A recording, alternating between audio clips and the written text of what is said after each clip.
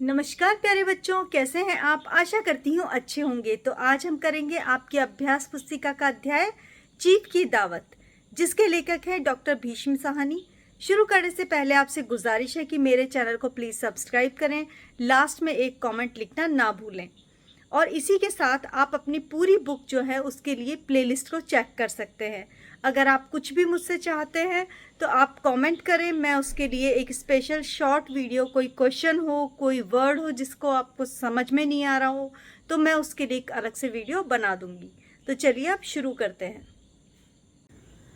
तो अध्याय 6 है चीफ की दावत, जिसके लेखक है डॉक्टर भीष्म साहनी। सबसे पहले हम लेखक परिचय इंट्रोडक्शन जान लेते हैं। भीष्म साहनी प्रगतिशील कहानीकार थे। आपका जन्म 1915 को रावलपिंडी में हुआ था।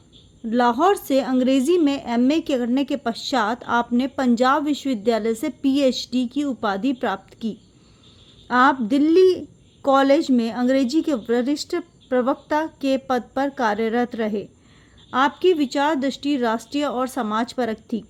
मध्यम वर्गीय परिवारों की समस्याओं और विसंगतियों को आपने प्रभावशाली ढंग से चित्रित किया, यानी मिडिल क्लास जो परिवार हैं, फैमिलीज़ हैं, उनके बारे में बताया। यांत्रिक जीवन के तनाव, व्यक्ति की स्वार्थ भावना, विभाजन की पीड़ा, राजनीतिक जीवन, भ्रष्टाचार आदि आपकी कहानियों के विषय बने। तो ये इन सब्जेक्ट्स के ऊपर सबसे ज़्यादा इन्होंने लिखा है। इनके विश्लेषण के द्वारा भीष्म साहनी ने सामाजिक बदलाव और मानव स्वभाव में परिवर्तन लाने का प्रयत्न किया। इनकी मृत्यु 11 जुलाई 2003 को हुई। इनकी प्रसिद्ध रचना में बसंती, तमस बहुचर्चित उपन्यास नॉवेल्स हैं। पहला पाठ, भाग्य रेखा, मेरी प्रिय कहानियाँ आदि कहानी संकलन है, यानी स्टोरीज हैं। तमस को साहित्य अकादमी के द्वारा 1975 में पुरस्कृत किया गया। प्रस्तुत कहानी में वृद्धों की समस्या, समाज का दिखावापन और मनुष्य की उधेड़बुनता वर्णित है। श्यामनाथ के घर पर चीफ की दावत में जो घटनाएं घटित होती हैं, उनसे पता चलता है कि जो मां पार्टी के लिए बाधा समझी जाती थी, उसी के कारण श्यामनाथ को तरक्की मिलने की संभावना हुई। बुजुर्गों के प्रति आदर भाव रखने और माँ की ममता का परिचय देते हुए इस कहानी का चयन किया गया है। तो ये इस कहानी का सब्जेक्ट है। तो चलिए शुरू करते हैं अब आगे। आज मिस्टर श्यामनाथ के घर चीफ की दावत थी, यानी अपने हेड को उन्होंने अपने घर पर खाने के लिए बुलाया था। श्यामनाथ उनकी धर्मपत्नी यानी वाइफ को पसीने पहुँचने की फुर्सत न थी। पत्नी ड्रेसिंग गाउन पहने, उलझे हुए बालों का जूड़ा बनाए, मुंह पर फैली हुई सुर्खी और पाउडर को मले, मिस्टर श्यामनाथ सिगरेट पर सिगरेट फूंकते हुए चीज़ों की फहरिस्त यानी लिस्ट हाथ में थामे हुए एक कमरे से दूसरे कमरे में आ जा रहे थे। मतलब वो दोनों बहुत ही बिजी थे और बहुत ही टेंस्ड थे। आखिर 5 बजते बजते तैयारी मुकम्मल होने लगी, यानी पूरी हो गई। कुर्सियाँ, मेज़, तिपाइयाँ, नैपकिन, फूल सब बरामदे में पहुंच गए। ड्रिंक का इंतज़ाम बैठक में कर दिया गया। अब घर का फालतू सामान अलमारियों के पीछे, पलंगों के नीचे छिपाया जाने लगा। तभी श्यामनाथ के सामने सहसा एक अड़चन आ खड़ी हुई। माँ का क्या होगा? तो जब उन्होंने एक बहुत बड़ी पार्टी रखी है शायद, तो उसके लिए जब घर पर उनके चीफ आ रहे हैं, तो वो सारा जो बेकार सामान है उनको छुपा रहे हैं। और उनके सामने समस्या आ गई कि अब उनकी बुजुर्ग माँ को वो कहाँ छुपाएंगे। इस बात की ओर न उनकी कुशल गृहिणी यानी वाइफ का ध्यान गया। मिस्टर श्यामनाथ श्रीमती की ओर घूमकर अंग्रेजी में बोले, माँ का क्या होगा? श्रीमती काम करते करते ठहर गई और थोड़ी देर तक सोचने के बाद बोली, इन्हें पिछवाड़े की सहेली के घर भेज दो, रात भर बेशक वहीं रहें, कल आ जाएं। तो वो कह रहे हैं कि पीछे की बैक साइड में कोई उनकी फ्रेंड है, उनके घर पे इनको भेज दिया जाए। श्यामनाथ सिगरेट मुंह में रखे सिकुड़ी आंखों से श्रीमती के चेहरे की ओर देखते हुए पल भर सोचते रहे। फिर सिर हिलाकर बोले, नहीं, मैं नहीं चाहता कि उस बुढ़िया का आना जाना फिर से यहाँ शुरू हो। पहले ही बड़ी मुश्किल से बंद किया था। माँ से कहो कि जल्दी ही खाना खाकर शाम को अपनी कोठरी में चली जाए। मेहमान कहीं 8 बजे आएंगे, इससे पहले ही अपना काम निपटा ले। तो जो श्यामनाथ जी हैं वो इसको डिनाई कर देते हैं कि नहीं, मम्मी को उनकी फ्रेंड के यहाँ पे नहीं भेजेंगे, नहीं तो उनकी फ्रेंड जो है वापस से आना जाना शुरू कर देगी, जो शायद इन्हें पसंद नहीं था। और कहा कि जल्दी खाना खा के जल्दी ही अपने कोठरी, कोई छोटा सा इनका रूम होगा उसमें चली जाएं। सुझाव ठीक था, यानी सजेशन अच्छा लगा वाइफ को, दोनों को पसंद आया। मगर फिर सहसा श्रीमती बोल उठी, जो वह सो गई और नींद में खर्राटे लेने लगी, तो साथ ही तो बरामदा है जहाँ लोग खाना खाएंगे, तो इन्हें कह देंगे कि अंदर से दरवाज़ा बंद कर ले, मैं बाहर से ताला लगा दूंगा। या माँ को कह दो कि अंदर जाकर सोए, नहीं बैठी रहे, और क्या। और जो सो गई तो डिनर का क्या मालूम कब तक चलेगा, 11-12 बजे तक तो तुम लोग ड्रिंक्स ही करते रहते हो। श्यामनाथ कुछ खींच उठे, हाथ झटकते हुए बोले, अच्छी भली यह भाई के पास रही थी, तुमने यूं ही खुद अच्छा बनने के लिए बीच में टांग अड़ा दी। यानी उनकी माँ जो है पहले उनके भाई के पास रहती होगी, लेकिन बीवी ने अच्छे बनने के चक्कर में बोला कि माँ को हम रखेंगे। वाह, तुम माँ बेटों की बात में मैं क्यों बुरी बनूं, तुम जानो और वह जाने। मिस्टर श्यामनाथ चुप रहे। यह मौका बहस का नहीं था, यानी डिबेट का नहीं था, समस्या का हल ढूंढने का था कि माँ का क्या किया जाए। उन्होंने घूमकर माँ की ओर देखा। कोठरी का दरवाज़ा बरामदे में खुलता था। बरामदे की ओर देखते हुए झट से बोले, मैंने सोच लिया, और उन्हीं के कदमों माँ की कोठरी के बाहर जाकर खड़े हो गए। माँ दीवार के साथ एक चौकी पर बैठी दुपट्टे से मुंह सिर लपेटे माला जप रही थी। सुबह से तैयारी होती देख माँ का दिल भी धड़क रहा था। बेटे के दफ्तर का बड़ा साहब घर पर आ रहा है, काम सारा सुबीत से चले, यानी सारा काम अच्छे से होना चाहिए। माँ आज तुम खाना जल्दी खा लेना, मेहमान लोग 7:30 बजे आ जाएंगे, यानी 7:30 आ जाएंगे। माँ ने धीरे से मुंह से दुपट्टा हटाया और बेटे को देखते हुए बोली, आज मुझे खाना नहीं खाना है बेटा, तुम जानते हो मांस मछली बने तो मैं कुछ नहीं खाती। यानी उनकी माँ शायद फुल वेजिटेरियन है। जैसे भी हो अपने काम जल्दी से निपटा लेना। अच्छा बेटा। और माँ, हम लोग पहले बैठक में बैठेंगे, उतनी देर तुम यहाँ बरामदे में बैठना, फिर जब हम लोग यहाँ आ जाए तो तुम गुसल खाने के रास्ते बैठक में चली जाना। माँ अवाक बेटे का चेहरा देखने लगी, फिर धीरे से बोली, अच्छा बेटा। और माँ, जल्दी सो नहीं जाना, तुम्हारे खर्राटे की आवाज़ दूर तक आती है। माँ लज्जित से आवाज़ में बोली, क्या करूँ बेटा, मेरे बस की बात नहीं है, जब से बीमारी से उठी हूँ नाक से सांस नहीं ले सकती हूँ। मिस्टर श्यामनाथ ने इंतज़ाम तो कर दिया, फिर भी उनकी उधेड़बुन ख़त्म नहीं हुई। जो चीफ अचानक उधर आ निकला तो 8-10 मेहमान होंगे, देसी अफसर और स्त्रियां होंगी, कोई भी गुसल खाने की तरफ जा सकता है। शोभ और क्रोध में वे सिर झुंझलाने लगे, यानी उनको अपनी बात पे गुस्सा आने लगा। एक कुर्सी को उठाकर बरामदे में कोठरी के बाहर रखते हुए बोले, आओ माँ, इस पर ज़रा बैठो। तो वो अपनी माँ को उस कुर्सी पर बिठाने की प्रैक्टिस कर रहे हैं। माँ माला संभालती है, पल्ला ठीक करती हुई धीरे से कुर्सी पर आकर बैठ गई। यूँ नहीं माँ, टांगे ऊपर चढ़ाकर नहीं बैठते, यह खाट नहीं है।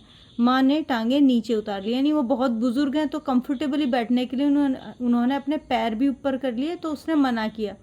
और खुदा के वास्ते नंगे पैर नहीं घूमना, न ही वह खड़ाऊ पहनकर सामने आना। तो अपनी माँ को बता रहे कि किस तरह से उन्हें अपनी लाइफस्टाइल में चेंज करना है, क्योंकि उनके यहाँ पे चीफ आ रहे हैं आज।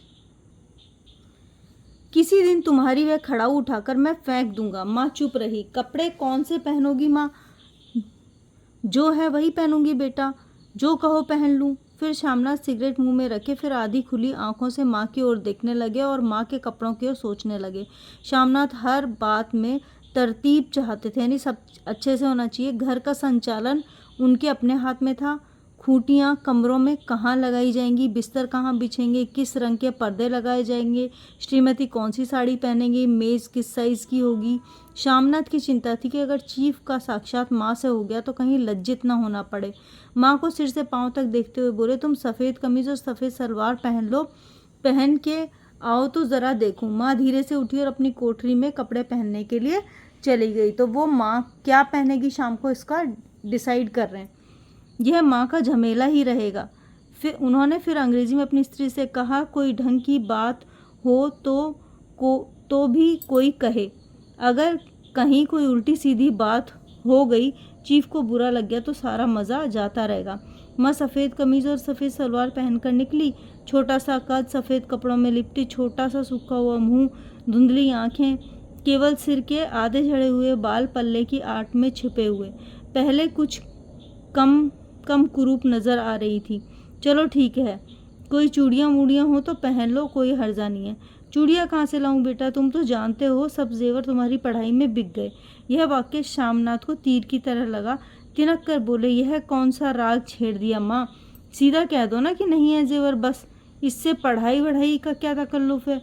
जो जेवर बिके हैं तो कुछ बनकर भी आए हैं। निरा लडूरा तो नहीं लौट आया। जितना दिया था उससे दुगना ले लेना। मेरी जीभ जल जाए बेटा, तुझसे जेवर मांगूंगी। तेरे मुंह में मेरे मुंह से यूं ही निकल गया। जो होता तो लाख बार पहनती। 5:30 बज चुके थे। तो उसकी माँ जो है वो बोल रही कि उनके पास कोई जेवर नहीं है, जो उसकी पढ़ाई हुई तो वो जेवर बिक गए। इसके ऊपर श्यामनाथ को थोड़ा सा गुस्सा आ जाता है और कहता है कि आपने जितने दिए थे उससे तो ज़्यादा ही कमा रहा हूँ अब। तो उसकी माँ कहती है, मुझे उससे कोई मतलब नहीं है और मैं नहीं चाहती कि तुम भी मुझे जेवर बनवा के दो। अभी 5:30 यानी 5:30 हो गए हैं। अभी श्यामनाथ को खुद भी नहा धोकर तैयार होना था। श्रीमती कब के अपने कमरे में जा चुकी थी। श्यामनाथ जाते हुए एक बार फिर माँ की हिमायत करते हुए गए। माँ, रोज की तरह गुमसुम बनकर नहीं बैठी रहना। अगर साहब इधर आ निकले और कोई बात पूछे तो ठीक तरह से उसका जवाब देना। मैं न पढ़ी न लिखी बेटा, मैं क्या बात करूँगी। तुम कह देना माँ अनपढ़ है, कुछ जानती समझती नहीं, वह नहीं पूछेगा। 7 बजते बजते माँ का दिल धक धक होने लगा। अगर चीफ सामने आ गया और उसने कुछ पूछा तो वह क्या जवाब देंगी। अंग्रेजी तो दूर से ही देखकर वह घबरा उठती हैं। यह तो अमेरिका है, ना मालूम क्या पूछे, मैं क्या कहूँगी। माँ का जी चाहा कि चुपचाप पिछवाड़े विधवा सहेली के घर चली जाए, मगर बेटे के हुक्म को कैसे टाल सकती थी। चुपचाप कुर्सी पर टांगे लटकाए बैठी रही। तो उसकी जो उसकी फ्रेंड है माँ की, वो विडो है जो उनके घर के नेबर में पीछे की तरफ रहती है। एक कामयाब पार्टी वह है जिसमें ड्रिंक्स कामयाबी से चले। श्यामनाथ की पार्टी सफलता के शिखर चूमने लगी। वार्तालाप उसी रो में बह रहा था जिस रो में गिलास बहे जा रहे थे। कहीं कोई रुकावट नहीं थी, ना अड़चन थी। साहब को इसकी पसंद आ गई थी, मेम साहब को पर्दे पसंद आए, सोफा कवर का डिज़ाइन पसंद आया, कमरे की सजावट पसंद आई। इससे बढ़कर और क्या चाहिए। साहब तो ड्रिंक्स के दूसरे दौर में ही चुटकुले और कहानियाँ कहने लगे। दफ्तर में जितना रौब दिखाते हैं यहाँ पर उतने ही दोस्त और परवर हैं। उनकी स्त्री काला गाउन पहने हुए, गले में सफ़ेद मोतियों की माला, सेंट और पाउडर की महक से ओतप्रोत कमरे में बैठी सभी देशी स्त्रियों की आराधना का केंद्र बनी हुई है। यानी वो अंग्रेज़ हैं। बात बात पर हंसती हैं और बात बात पर सिर हिलाती हैं और श्यामनाथ की स्त्री से तो ऐसे बातें कर रही हैं जैसे पुरानी सहेलियाँ। तो यानी उनकी पार्टी जो है बहुत रौनक से चल रही है। और इसी रो में पीते पीते 10:30 बज गए। 10:30 हो गए, वक्त गुजर गया, पता ही नहीं चला। आखिर सब लोग अपने अपने गिलासों से आखिरी घूंट पीकर खाना खाने के लिए उठे और बैठक की ओर निकले। आगे आगे श्यामनाथ रास्ता दिखाते हुए, पीछे चीफ और उनके मेहमान। बरामदे में पहुंचते ही श्यामनाथ सहसा ठिठक गया। जो दृश्य उन्होंने देखा, उनकी टांगें लड़खड़ा गई। क्षण भर में सारा नशा हिरण हो गया। बरामदे में एन कोठरी के बाहर माँ अपनी कुर्सी पर ज्यों की त्यों बैठी थी, मगर दोनों पांव कुर्सी की सीट पर रखे हुए थे और जिस दाएं सिर दाएं से बाएं और बाएं से दाएं झूल रहा था, मुंह से लगातार गहरे खराटे की आवाज़ें आ रही थी। तो उसने माँ के लिए जो कुर्सी या चेयर लगाई थी, उसी के ऊपर बैठी हुई माँ जो है वो सो गई, क्योंकि बहुत ज़्यादा रात हो गई थी। और ये दृश्य देखकर श्यामनाथ जो है वो बहुत अधिक घबरा गए। जब सिर कुछ देर के लिए टेढ़ा होकर एक तरफ को थम जाता तो खराटे और भी गहरे उठते, और जब फिर झटके से नींद टूटती तो सिर दाएं से बाएं झूलने लगता। पल्ला सिर पर से खिसक कर आ जाता और माँ के झड़े हुए बाल, आधे गंजे सिर अस्त व्यस्त बिखरा दिखता। देखते ही श्यामनाथ हो उठे। जी चाहा कि माँ को धक्का देकर उठा दे और उन्हें कोठरी में ढकेल दे, मगर ऐसा करना संभव न था। चीफ और बाकी मेहमान भी पास में खड़े हुए थे। माँ को देखते ही देसी अफसरों की कुछ स्त्रियां हंस दी। इतने में चीफ ने धीरे से कहा, पुअर डियर। माँ हड़बड़ाकर उठी। सामने खड़े इतने लोगों को देखकर ऐसी घबराई कि कुछ कहते न बना। झट से पल्ला सिर पर रखती हुई खड़ी होकर जमीन देखने लगी। उनके पांव लड़खड़ाए, हाथों की उंगलियां थरथर कांपने लगी। माँ, तुम जाकर सो जाओ, तुम क्यों इतनी देर से जाग रही हो। और खिसियाती हुई नजरों से श्यामनाथ चीफ के मुंह की ओर देखने लगे। चीफ के चेहरे पर मुस्कुराहट थी। वह खड़े खड़े बोले, नमस्ते। माँ ने झिझकते हुए उनके अपने सिमटे हुए दोनों हाथ जोड़कर, मगर एक हाथ दुपट्टे के अंदर माला को पकड़े हुए था, दूसरा बाहर ठीक तरह से नमस्ते भी न कर पाई। श्यामनाथ इस पर भी खिन्न हो उठे, यानी इस पर भी उनको गुस्सा आया। इतने में चीफ ने अपना दायां हाथ मिलाने के लिए माँ के आगे किया। माँ और भी घबरा गई। माँ हाथ मिलाओ, पर हाथ कैसे मिलाती, दाएं हाथ में तो माला थी। घबराहट में माँ ने बाएं हाथ से ही सांप के दाएं हाथ पर रख दिया। श्यामनाथ दिल ही दिल जल उठे। देसी अफसरों की स्त्रियां खिलखिलाकर हंस पड़ी। यूँ नहीं माँ, तुम जानती हो ना, दायां हाथ मिलाया जाता है, दायां हाथ मिलाओ। मगर अब तक चीफ माँ का बायां हाथ ही बार बार हिलाकर हाउ डू यू डू, कहो माँ मैं ठीक हूँ, खैरियत से हूँ। माँ कुछ बड़बड़ाई। माँ कहती है ठीक हूँ, कहो माँ हाउ डू यू डू। तो अब ये वीडियो जो है वो थोड़ा लंबा हो रहा है, तो इसके लिए मैं इसका दूसरा पार्ट बनाऊंगी। आप उसके अंदर से आगे कंटिन्यू कर सकते हैं। कमेंट करना ना भूलें और मेरे चैनल को सब्सक्राइब भी करें।